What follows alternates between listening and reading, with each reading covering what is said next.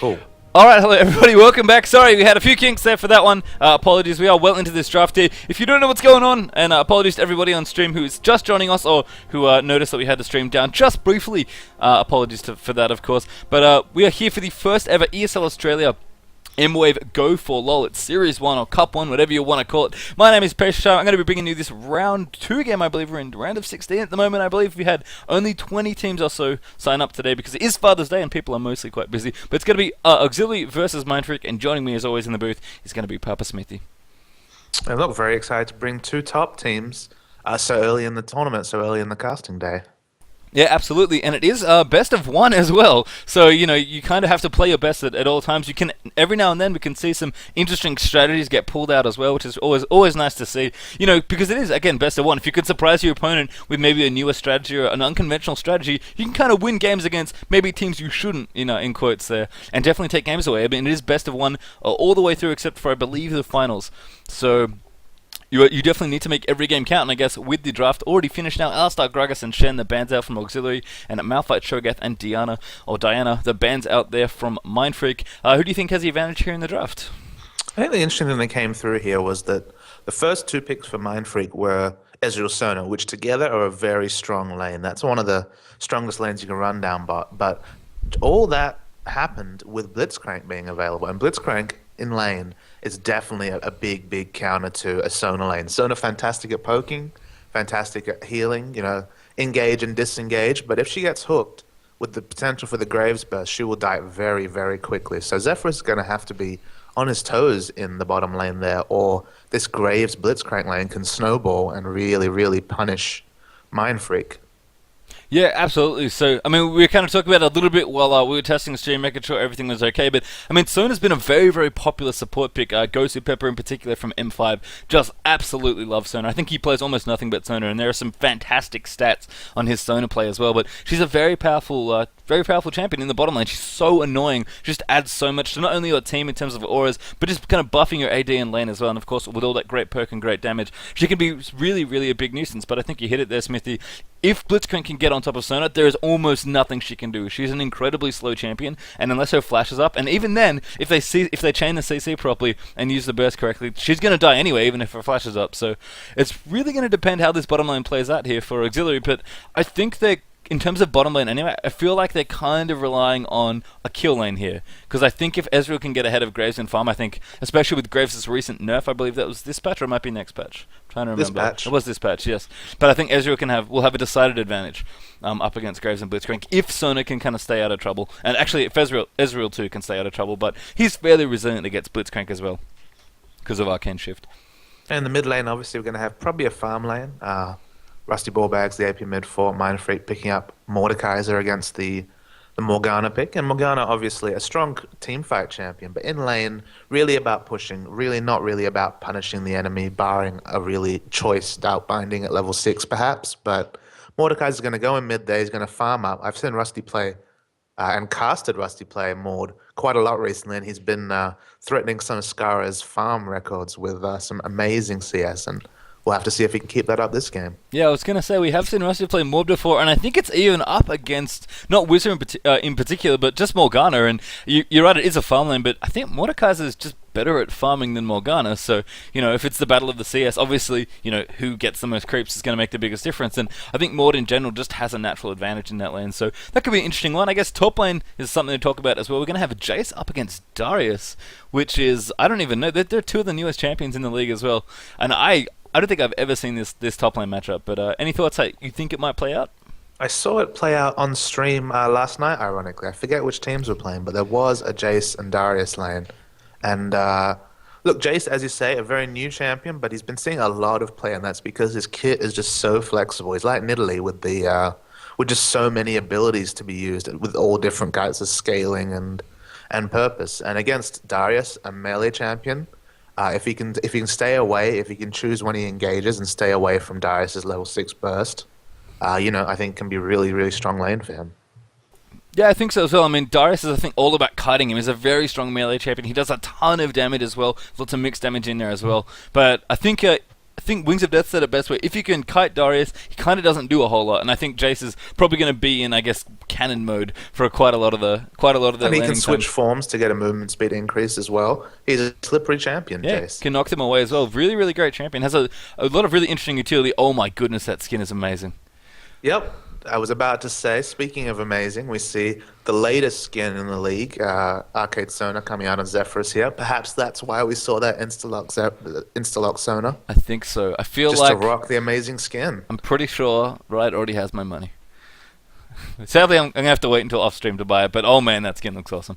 I'm ready. Speaking of skins, the skin war, always worth looking at here. Auxiliary rocking 5 skins, including definitely not Blitzcrank.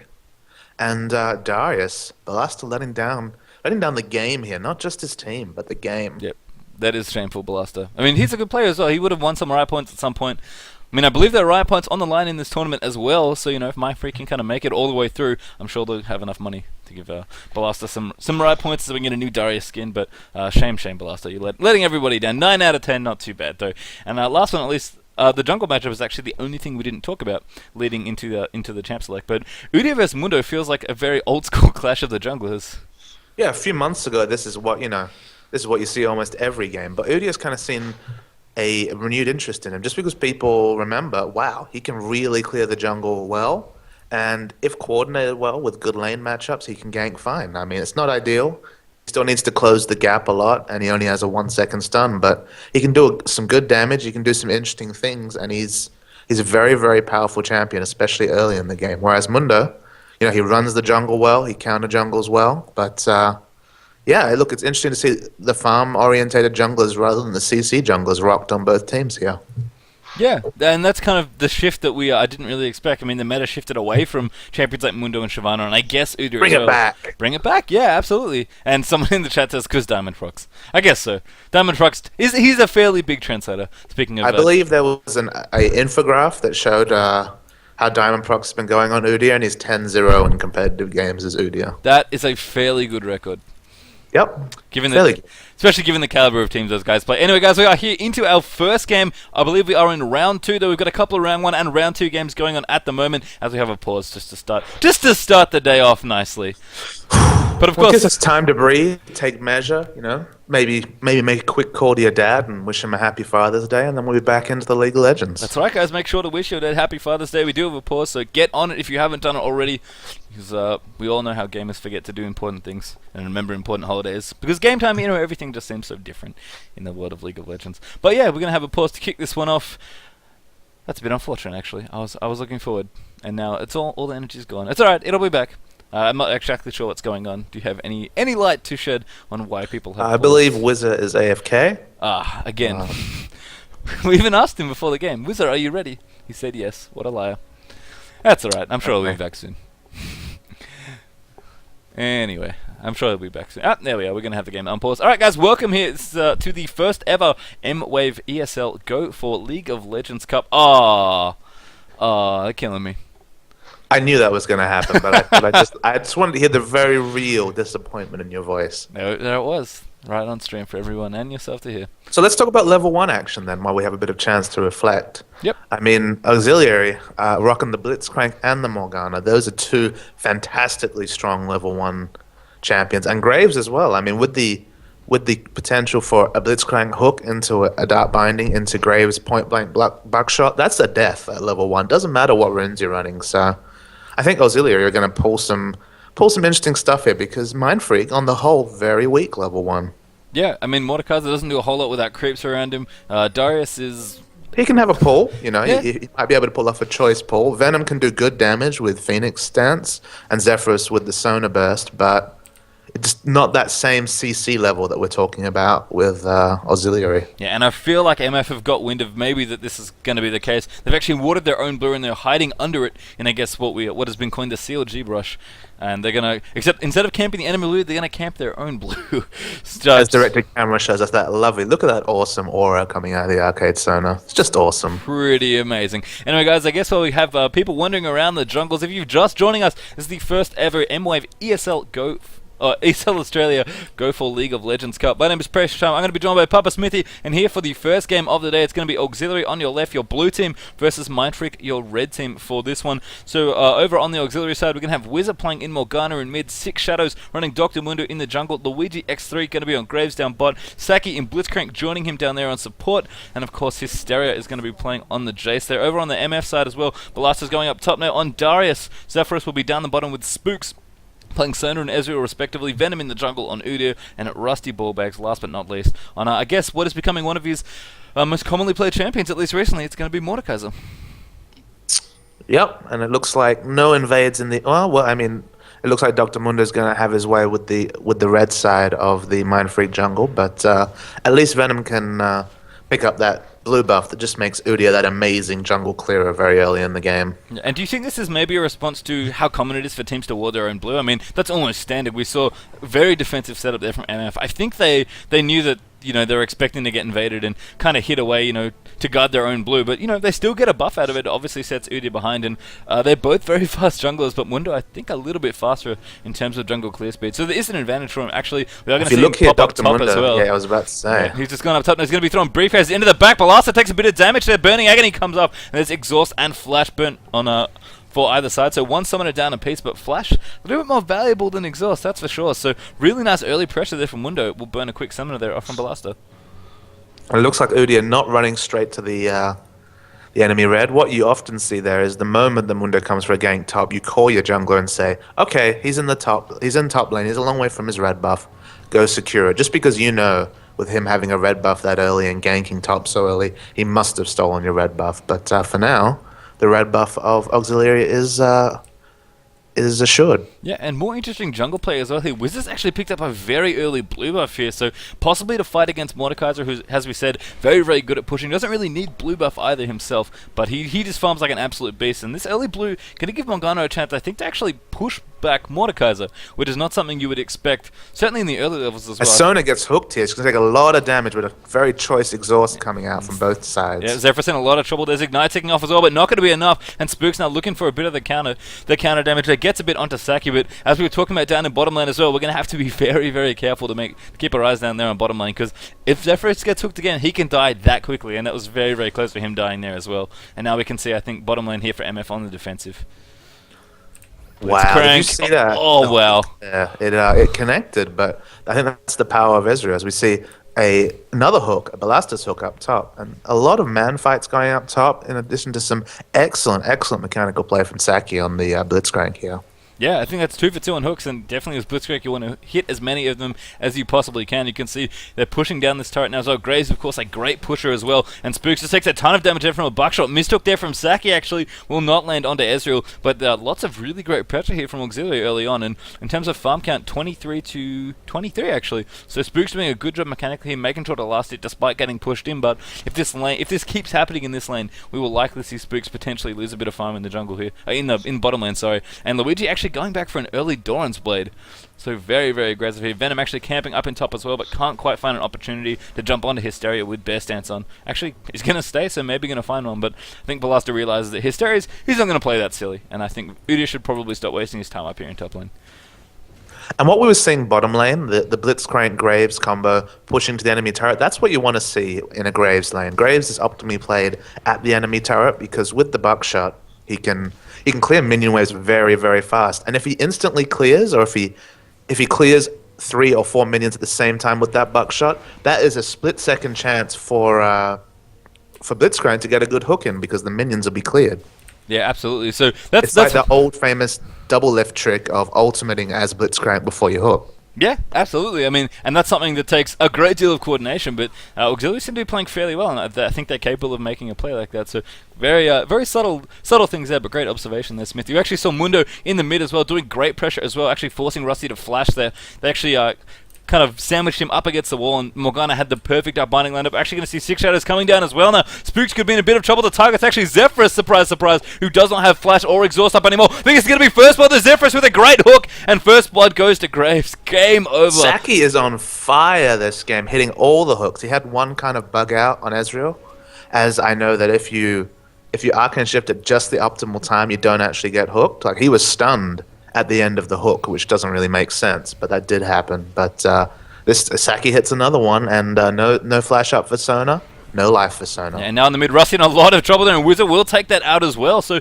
nice job there from Morgana, just kind of combining her skills at the optimal time, using ultimates as well. Mordekaiser couldn't quite get there with enough damage, despite using Children of the Grave. And 2-0 quickly here for Auxiliary, which is, I guess, would you call this surprising? I mean, we did expect a great game between these two teams, but I guess, would you favourite Mindfreak in kind of going into... I think Mindfreak have to come in as favourites. I've seen this matchup a few times, and Mindfreak look, as we see another fantastic hook on Spooks there, down bottom. Are you at live? I'm a second behind you. So. Okay, but I'm at live and now. Saki just very, very early, rocking the definitely not Blitzcrank skin, which already gives me props, but he's in the MVP voting already with these hooks, man. That is how you execute a Blitzcrank lane. You hit every hook. Yeah, I think he may have missed one, but other than that, it's absolutely perfect. And hitting him where it counts as well. And not to mention some great jungle pressure as well from Six Shadows, who's been to literally every lane to get either a kill or burn a summon a spell. So Dr. Mundo just playing exceptionally here. Now Rusty could be in trouble. The briefcase is going to come. Dark Binding will hit there, but Wizard just gets a little bit of damage there. Rusty actually barely takes all that much damage. Up in top is Stereo in a bit of trouble as well. Darius, I think, looking for the ult there, but couldn't quite get there. And now Mundo actually could find himself a kill, but Balasta going to juke behind a minion there. It's going to hit the minion as well there. And the cleave comes out. There's Balasta actually could be in trouble. Burning Agony ticks down. It might not be enough. He tries to ult there, but can't quite get there. And Mundo with the tower. And if his ult had gone off there, if it didn't have such a long cast time, I think he would have got the kill. I think so as well, but Mundo gets away with it. Nice little tower dive there from him as well. And 3-0, Auxiliary go up very, very early in every single lane. There's a kill in bot, a kill in mid, and I guess a kill for the jungler, but it's on the top laner. So I think hopefully that will give Jace a bit more of an advantage in that lane, because he has been pushed in pretty aggressively here by Balasta up in top. And the one thing I wanted to respond to your point about Auxiliary's play this game, a big compliment to them for giving Morgana that early blue buff, because one of the reasons why Mordekaiser can boss that lane is that to keep up with his pushing, you need a blue buff as Morgana, or you will run low on mana. But with the constant mana regen she had, when it came to level 6, when she hit that Dark Binding and go for that kill with her ultimate, she was not low on mana. She could chain that just fine, and a kill was the result. Yeah, absolutely. See down the bottom. Oh, Spooks just getting out of the way of that hook there. I think Saki just off target for that one. So a bit unlucky there for Blitzcrank to not hit that, but very aggressive pushing up here. Spooks now with a double Doran's Blade, trying to get a little bit more in. Actually ahead in CS despite being down a kill. Obviously behind in overall gold, but 65 to 59 with a few minions to go. About even in the bottom lane. But it's good to see Spooks last hitting well, despite, again, this a lot of pressure coming out from this lane. And we might have to see Mundo come back down, because for some strange reason, Blitzcrank, I think Defros realizes that as long as he doesn't get hooked, they feel stronger in this lane. So it's just interesting to see that Spooks and Zephyr are now pushing in this lane, but we'll see. It's all on Blitzcrank at this point. Oh my god, that skin is so cool, by the way. I was about to say, as the damage goes down on poor little Blitzcrank. Oh, that skin is amazing. Anyway, Mundo is actually down here as well, so Six Shadow's going to look for yet another kill. There is actually a... No wards actually. Nope, I tell a lie. There's one right there. But Mundo didn't walk out of that tribal, she realized that there was a ward there. And it was fruitless to try. He couldn't quite get in for the brush gank here as well. There's actually another ward down in this bush as well, been placed by Sona. And Saki will actually miss a hook there. Zephyrus, I think, playing a little bit more cautiously now on Sona, realized that that was a very bad place for him to be in, but they've got wards up now. No surprises coming out from Mundo. And speaking of surprises, Venom going to come up top here. Has double buff now as well. He's been camping top for quite a while, but that ward in the tri-brush around the Mindfreak jungle has caught sight of him camping top and coming around. So just a fantastic ward put down there. And he's been top a long time, but Asteria not giving an inch. Yeah, no, I mean, he's been under a lot of pressure as well from just Balasta in general. Has been really trying to bully him as Darius, which is what you want to see in a Darius lane. That ward does drop in top as well, so Venom could find his way around, but he's probably going to have to tower dive to secure that kill. I do like this ward right here that we see Venom walk past. Great grab down bottom. Yeah, I'm just Spooks just from the Blitzcrank burst, half health. Yeah, just a little bit lower there. The pressure continues in bottom lane, but Venom is going to attempt his tower dive, by the way. I do like this ward that he just walked past so they can see kind of when they're going towards blue. You can see a lot of vision there. Now Darius going to come in. Venom will actually flash and bear stance on the Hysteria. Could be in a ton of trouble. There's the ultimate there from Darius, and Noxian Guillotine will finish up the kill there on top. So 3-1 now as Balasta picks one back for his team. And I was just about to say before we saw the great tower dive that one reason why the Jace pickup against Darius makes sense is that the moment he gets hooked in, he's able to change to hammer form and just hit them away. But when Udyr flashes on top of you with bear stance, doesn't even matter. Yeah, it kind of seems like almost a reckless flash, but you want to make sure you do as much as you can. Speaking of tower dives, here comes Six Shadows, and Zephyrus in a ridiculous amount of trouble. I think he is going to die, and Saki will pick up the kill there. Six Shadows somehow getting away with his ultimate, and Spook's actually getting hooked again by Blitz. Luigi goes in as well. Graves now tanking up the tower, but Buckshot straight to the face will clean up yet another kill, and they go 2-0 in the bottom there, with Mundo getting away with a ridiculously low amount of health, regenerating his little Mundo shoes off, little Mundo face off. His tongue off? I'm not sure what he regenerates, but that was very, very nice play there from Auxiliary, and they managed to clean up. Yeah, I mean, you could say, wow, they got so lucky. There's so many people on low health. But they calculated that. They switched the tower aggro expertly there, and they all came away safely. Yeah, and I mean, that's 5-1 now for Auxiliary. They're leading about 1,500 in the gold right now, which is definitely a good result for them. We can see BF Sword and Vamp Scepter actually finished up here for Graves. Could see an early Bloodthirster there. Got a pickaxe actually from Ezreal, so probably expecting Infinity Edge instead of Bloodthirster to go along with that Berserker Greaves. And there's 2 Doran's Blades. And where else are we? In terms of gold per 10 item for supports, we've got 1 Heart of Gold and a Ruby Crystal versus... Where are you, Sona? Actually, just a Regrowth Pendant and a Fairy Charm, so Zephyrus a little bit behind on the goal, but I mean, can you blame Blitzcrank? He just got himself a kill, and he's got himself a couple of assists down in the bottom as well, so doing pretty nicely there on the gold front for himself, and he's able to get a little bit ahead of Sona. But I think the items here for the AD carry is a little bit more important in bottom lane. Oh, Saki tried to... You say that, but one of the interesting things I would say here is that as a Sona, you would usually expect against a Blitzcrank lane to want to get the Heart of Gold before you finish the Philostone. Like, obviously, you like the mana regen from Fairy Charm and the opening it provides you so you can have the 4 wards from level 1, but the Heart of Gold is going to provide you a lot more in this lane than a Regrowth Pendant. Even the Ruby Crystal is going to give you so much more than a Regrowth Pendant because you're going to get bursted, you're not going to get poked down. Yeah, it's almost one of those things where it's just cheaper, and you think more about economy than what you need to do to stay alive in the lane. But I mean, it'll pay off long term, but we'll see. If Zephyrus gets himself killed again, I think he's not going to be very happy with himself. But we'll have to see. In the mid lane, 126 to 123, so Mordekaiser with a slight CS lead at the moment.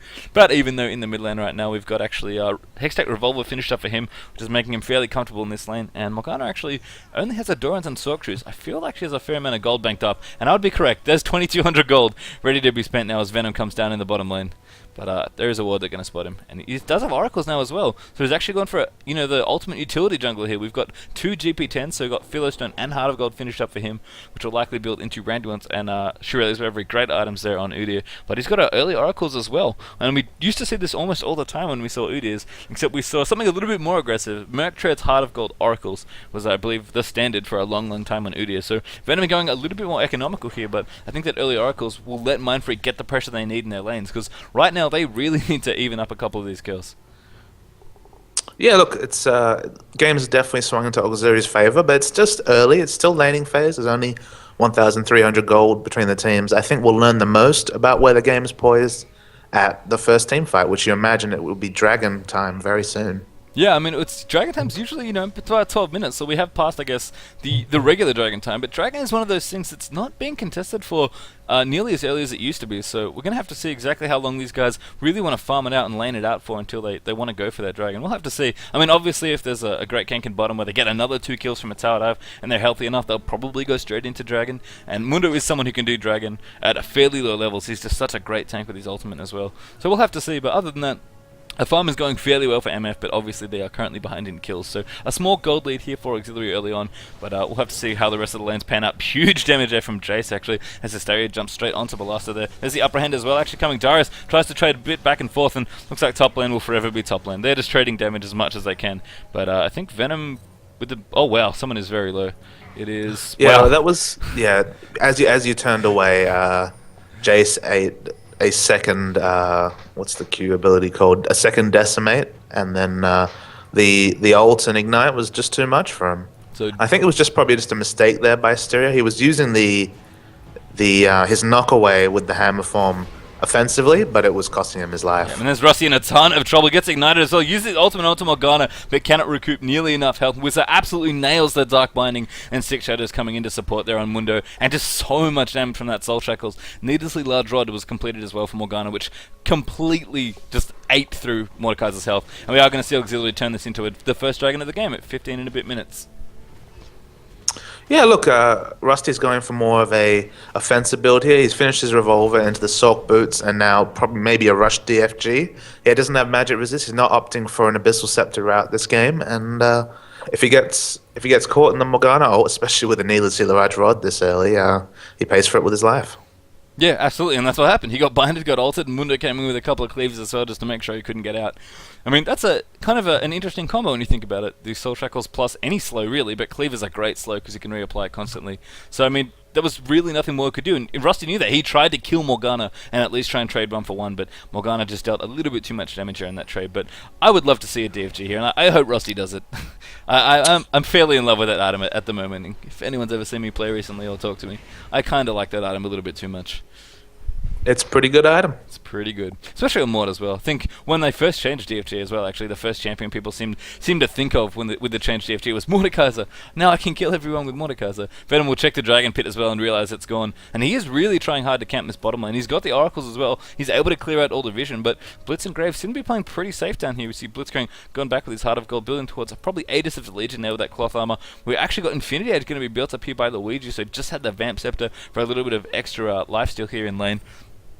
And as we see Rusty once again caught by an ultimate. He flashed out of it, but clearly not far enough. As an auto attack takes down Rusty there, but and down bottom, Saki taking a lot of damage but not falling. There's a lot of action going on here. Yeah, Venom in the mid, they're trying to get a counter kill there. Or I guess a counter gank in that sense, but again, a nice Dark Binding as well from Wizard will catch him there and not able to pick him off there as he Phoenix dances through a couple of minions. Darius actually roaming down here as well. We could see a tower dive from him. Balasta does have his flash available. I think Wizard is going to get dived in. Balasta will come around. Black Shield needs to happen here for Wizard, but there's the Decimate. It's not going to be enough though, and I believe if the ultimate is up, it's going to be there. Venom will kite back and forth to the tower, and great play from him. Kind of auto attack moving back and forth as he kites back away from the tower and is able to pick up the kill there on Morgana with a great dive there as Balasta goes in for the first time. Spooks and Zephyrus actually doing a ton of damage down here on this turret as Blitzcrank has gone back off somewhere. I believe he said Saki took a bunch of damage. Yeah, so he took a lot of damage. He could not stay in the lane. Yeah, and that's going to be first tower actually taken out from MF. So despite the early advantage Auxilia had, they're able to take Dragon, but not able to take an early turret. So going to be interesting down the bottom. Zephyrus in a ridiculous amount of trouble, and Exhaust will go out onto Graves, but too little too late there, and Zephyrus gets pretty much exploded at that point. Spooks just managing to dodge the rocket grab there as well from Blitzcrank. So, you know, Lucy Tower, Killer Sona. Not the worst trade, I think, down in bottom lane. And you can just see how much damage Graves is doing. He's going to be able to take this tower out as well and even it up. So I think the game really opening up now. Dragon, of course, not available for another couple of minutes. But I guess what are you expecting kind of moving into more of the mid game here between these two teams? Is this lead...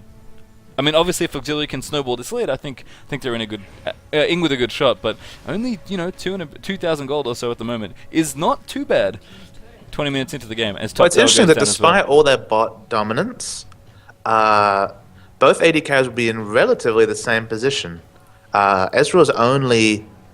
I think just now he's got enough gold. As we see, once again, Rusty is getting ulted in mid here. I think he will fall once more. Yep, there's Soul Shackles CC from Saki as well. Rusty turns around, actually tries to get a kill there. Might actually be able to get out there. Keeps turning around, does a ton of damage. Children of the Grave, great hook, actually puts him towards Morgana though. And Rusty will be able to pick up the kill there.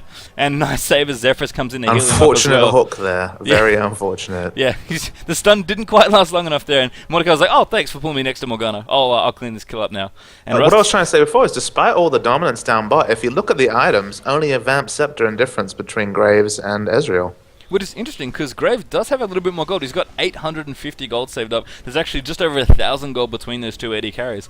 As I kind of tap. But until he spends that, you know, they're the same. Yeah, absolutely. And what if he wants to build a Zeal, he'll need about 400 extra gold. And right now, if they choose to fight, I mean, Dragon isn't going to be up, so MF sadly won't be able to use the advantage they've just gotten to take that out. But certainly, if they fought right this second, they would be even. You're right, and that's not what you want. If in a lane where you've started to win, you definitely want to make sure your gold is spent to pretty much every last penny. As Zephyrus throws a very nice ward over the back there into the Tribush. Could get caught here by Saki there, but nope. I think Saki realized that the rest of the team is probably there. That is a very, very tricky ward. Zephyrus actually showed me that one himself. There's a vector you can place pretty much right here where I'm circling with my mouse that will move that ward, kind of like when you see shaker boxes do weird things when they move over ridges and stuff. You can move it. The game will automatically move it over for you, so you can ward. And you can also ward over the red team's cove as well into that lane brush as well. Yeah, you can. It's very awesome stuff. But just Zephyrus really showing that this guy, I mean, this is a support player that spends a ton of time thinking about new wall positions and kind of what he can do. And that's just one of the little tricks you see a lot of these high-level support players do. So just something nice to point out there from Zeph. And the Spook's going to do a ton of damage here to Wizard. Actually, Morgana turns around. No, that was not a good time there. Wizard's like, uh-oh, the rest of the team's here. But is going to be able to save them as well. Jace coming down from the bot as well. Ezreal just gets away there. Takes a ton of damage from the Soul Shackles as Cern is going to try and heal him up. And looks like MF are grouping for a fight. Although they're going to have to make sure Spooks goes to heal. And he will back off now. But looks like after the top lane has been pushed out, we've got both the top laners roaming down here towards the mid. And I think we are going to see possibly a 4 or 5 man push in one of these lanes. Because these two teams look pretty ready to fight each other at this point. And Rusty looks like he's rushing that death. Oh, wow. A fantastic hook once again. Yeah, and Balasta is going to get eaten alive there. Systeria picks up the last hit. Trucial Barrage comes down as well. But again, Saki just setting everything up with those rocket grabs. And this is exactly what... You couldn't ask anything more of your Blitzcrank, really. You win bottom lane. You get your AD carry ahead. He gets more gold. He's got his... actually, hasn't spent his gold yet. He's probably got I was going to say...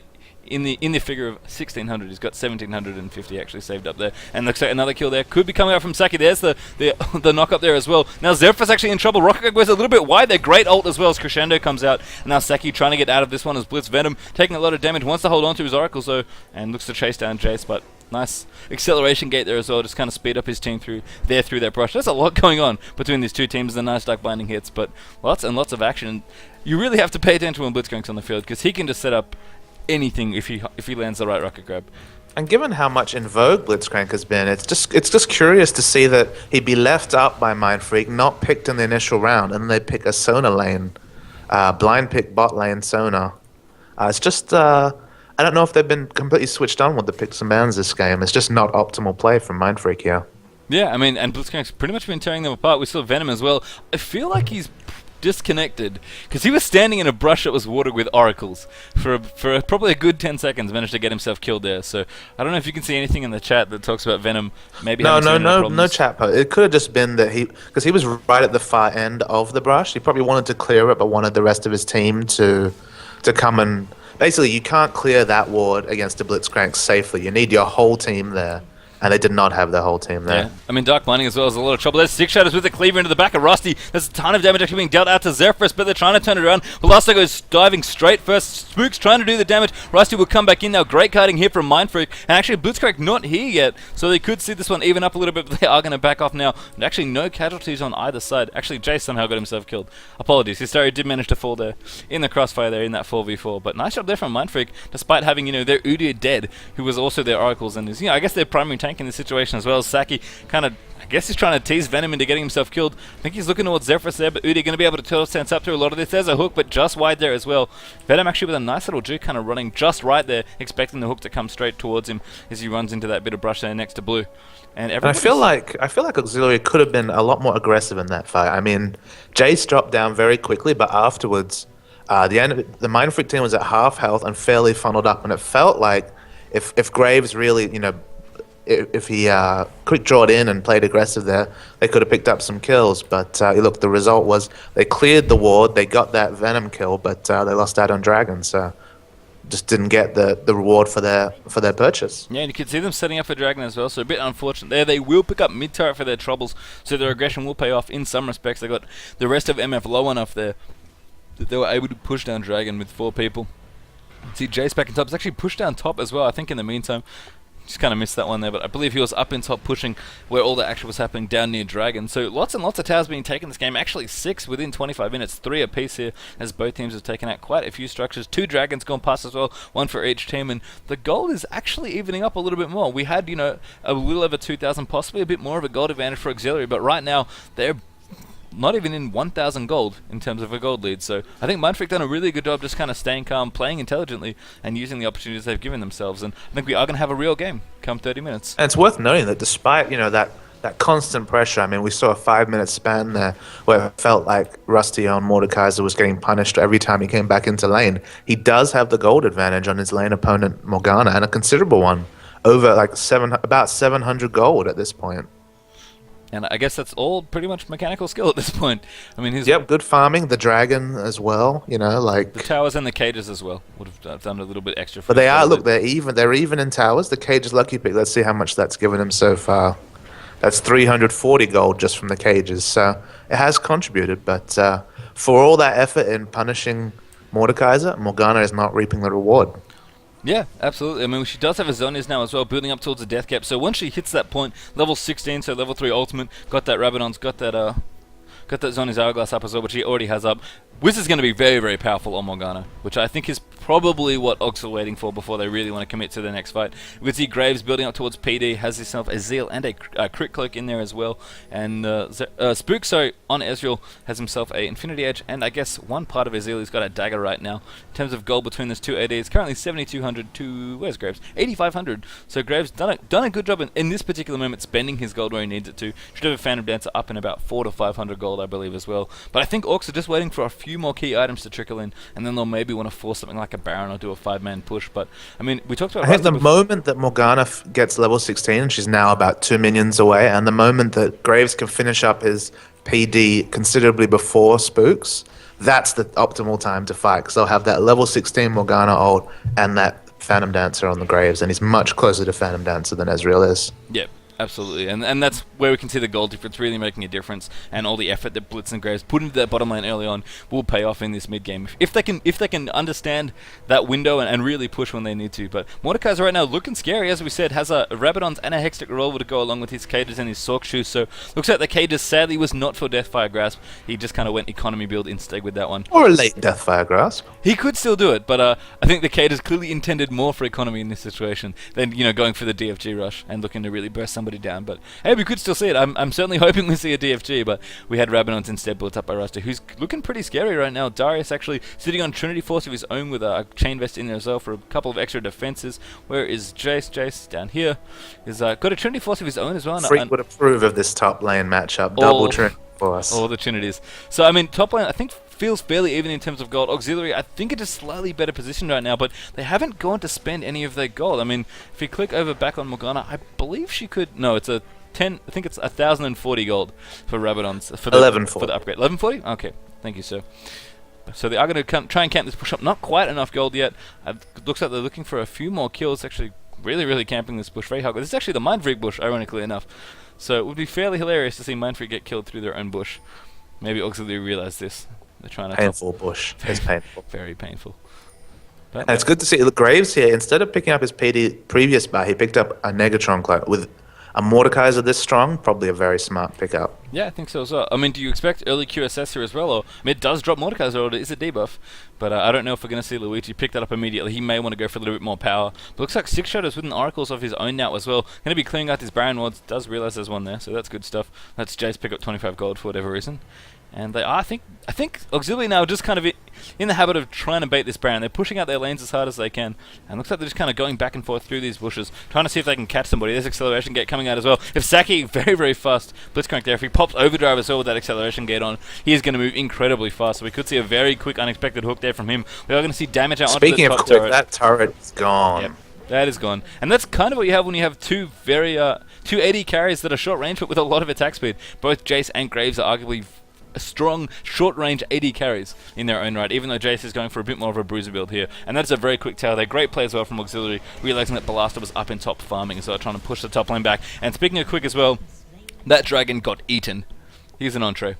And now this is the part where Graves can go back and pick up either a Phantom Dancer or the QSS, and Morgana has gold for Death Cap. And those are things that need to happen before the next fight. As you can see, the gold advantage is very minimal. But if they can complete those major items, that will just shine through in the next fight. Yeah, and I think they realize this as well. We saw Morgana go back. She should be getting Death Cap. There it is. And Graves as well has gone back. We should be seeing... Actually, we'll see what he picks up. And he's going to go for QSS. And I think you're absolutely right. This is the window for Auxiliary to really take a fight to Mindfreak. You know, they've tried...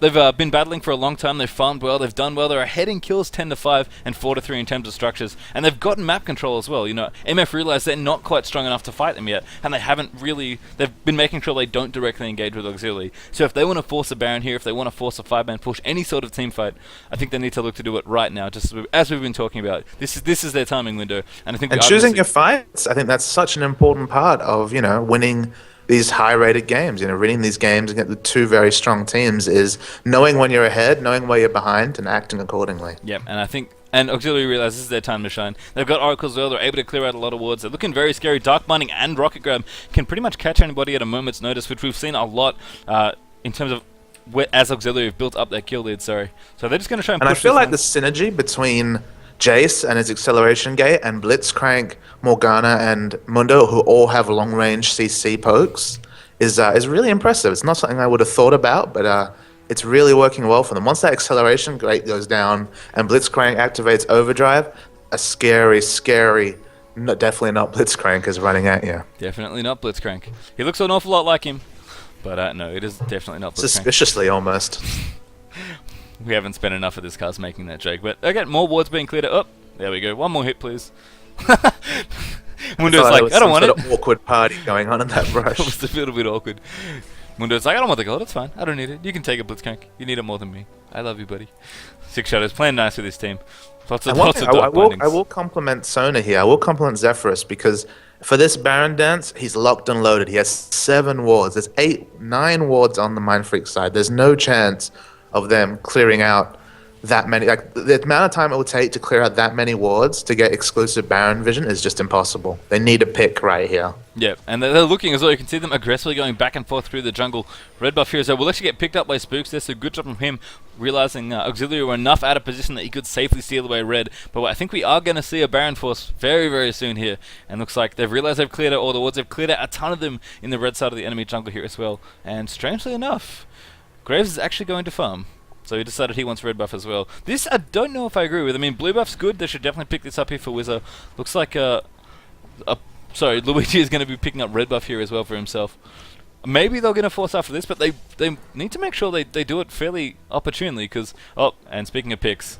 Oh, goodness me. That's a beautiful Dark Binding there. And Zeph with the grab as well there from Saki. Yeah, that's dead. And I think now they're going to try and force off Baron. What a great 2-man hit squad there for Saki and Wizard as Blitz. Well, I mean, that's a 3-second bind into a pull. And once you get pulled away, she had Flash and Exhaust up, but you're dead, unfortunately, there, Sona. Yeah, and Graves went back to pick up PD as well. So we are going to see Orcs force this fairly quickly. Rusty now could be in trouble as well. There's a Cleaver flash out from Mordekaiser as well, but they're still running. There's no tower there. There's actually a great move here. Spook gets exhausted immediately, and Jace coming in. They're looking for somebody. They find Ballasta. Rusty going in as well. There's Blitzcrank with a great silence. Soul Shackles to follow up as well. Wizard with a great Zoni's in there as well. As Rusty gets taken down very, very low. Wizard almost gets executed there by Darius, but I think is able to cut out of this. Saki low as well, but now Luigi coming in for the cleanup. Janitor Graves picks up Darius. Can he pick up Spooks as well? The Phantom Dancer doing a great job here. Venom, I think, will drop there. There's a binding, will just miss. But Graves with more than enough damage there to pick it up. And Mundo, the only casualty here on the auxiliary side, as everybody else gets out with a very, very small amount of health. And I was accusing Luigi of not being man mode the previous fight at Dragon. That was some excellent Graves play there. He was, he was using his dash offensively and reaped the rewards. A fantastic exchange for auxiliary there, and showing the strength of their comp. Did you see how fast Dr. Mundo was moving with his ultimate and the acceleration gate going on? It was just crazy. Super speedy Mundo. It's great. I mean, you literally sit on top of a carry in that situation, and To they coin a cannot get term away from from you. Spooks, Turbo Mundo. Turbo Mundo. And Spooks, when he was jungling, he was the proponent Known of for his Turbo Skarner, but Oh, Turbo man. Mundo just introduced himself to the fields of justice. Today, Father's Day, the first MWave ESL Go4LoL tournament. Turbo Mundo. You heard it here Turbo first. Mundo. Oh, man. And flashbacks of Little Brontosaurus, the Australian AD carry player from Luigi, just so aggressive on his Graves. And exactly what he needed to do. He was the janitor in that situation. We are going to see Orcs force this Baron as well.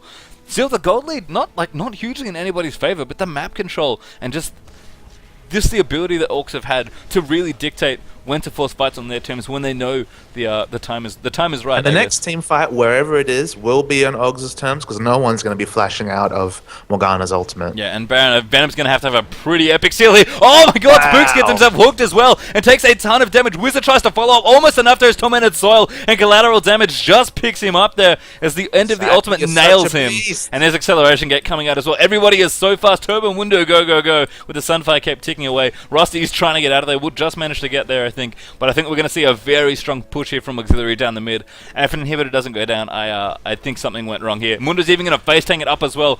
Acceleration gate just gets popped down there by Jace, just cause trying to clear out some of the minions there with his Q. And that's a very, very fast turret going as well. Mid inhibitor will fall shortly after this. And Mindfreak, they may not lose the rest of their base from here, but they are now very much down here up against Auxiliary, who have just opened up this game very, very carefully. And they're going to try and end it here. This could either be a masterstroke or it could be. Oh, we'll have to see. Yeah, one Nexus turret goes down. Everybody goes in. The damage is ridiculous. Soul Shackle's great. Jonas to follow up there. Almost getting a double kill there as Balasta gets nailed by the Morgana ult. Venom now in a bit of trouble as well. Hysteria cutting back and forth with Children of the Grave getting put on him as well. And they are playing carefully. But we'll see.